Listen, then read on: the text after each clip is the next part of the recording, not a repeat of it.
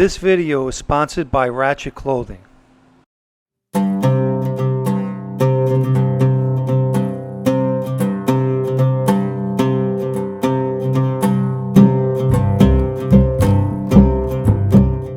Today I'm going to speak about an incident that took place between Tommaso Buscetta and Carlo Gambino.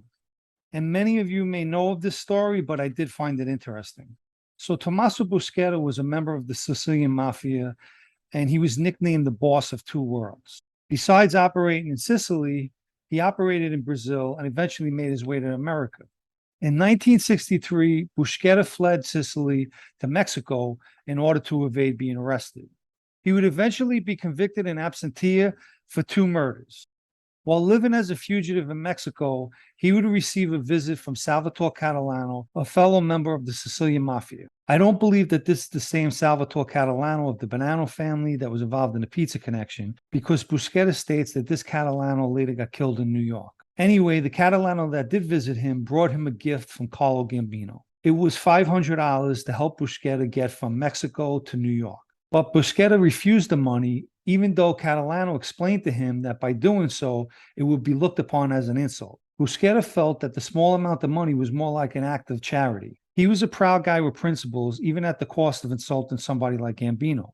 Carlo Gambino was not only the boss of his family, but held the top position on the commission back then. And let me just say, in that life, an insult is taken to the highest degree. You really got to watch your P's and Q's. After Mexico, Buscetta traveled to Toronto, Canada, where he associated with the Controni family, which was headed by Vincent Controni. Sometime in late 1964, he flew from Canada to Buffalo and then traveled by bus to New York. Once he arrived in New York, he was met by an old friend of his, Carlo Gambino's brother. Paolo and him were friends since the 50s in Palermo, Sicily. In fact, Paolo lived on the top floor of Buscetta's house back then, and they would get together every weekend to play cards. There's not a lot of information known about Paolo Gambino, besides that he was a big importer of narcotics, which is surprising since his brother was against drug dealing, but there's a lot of double standards in that life. So as I was saying, when he arrived in New York, Paolo Gambino met him with a couple of guys, and they got him in the car. Buscetta said he felt like he was being led to a slaughter. I guess he had the insult on his mind. He said that he just went along with Paolo anyway. He felt that he was a dead man already. But instead of being killed, he was taken to a lavish party thrown by Carlo Gambino held in his honor. And at the party, Carlo Gambino handed him an envelope with about $10,000 in it. He told Buscetta that if he needed anything in America, that he should get in touch with him. He also explained to him, as a member of the Sicilian Mafia, he was not to do business with members in America. This is true. Members from Italy and Sicily, when they come here to America, in order for them to do business, they got to get permission first. And if they're staying here long term, in most cases, they get inducted into one of the 5 families. Then Gambino, being the silver fox that he is, told Buscetta that he already made a mistake by refusing the money, and warned him not to make any more mistakes while he was in America. Carlo Gambino let the first insult go when Buscetta refused the money, but he definitely wouldn't let him insult him again. But Buscetta was smart enough not to repeat his mistake. He remained on good terms with both Gambino brothers, and he would often go to Carlo's house to eat dinner. He said because the FBI was always surveilling outside Carlo Gambino's house, he would have Buscetta go into a house a couple of doors down, and somehow he was able to get into Gambino's house without the FBI seeing him.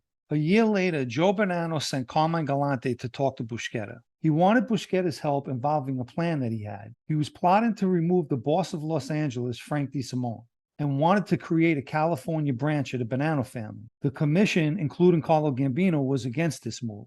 Buscetta remembered Carlo Gambino's warning about not getting involved in American business and refused to help Bonanno. A very wise decision, because had he got involved, Carlo Gambino would have definitely had him killed. That would have been strike 2. In that life, there are no strike 3s. I hope you found this story interesting. If you did, you could hit the like button, and I appreciate everyone who does. If you haven't subscribed to the channel, make sure to hit the subscribe button. Okay, till the next time. Hope you enjoyed the story. If you would like to subscribe to this channel, you could do so down below. If you would like to subscribe to my other channel, Unlimited Substance Podcast, I'll add a link in the description to this video.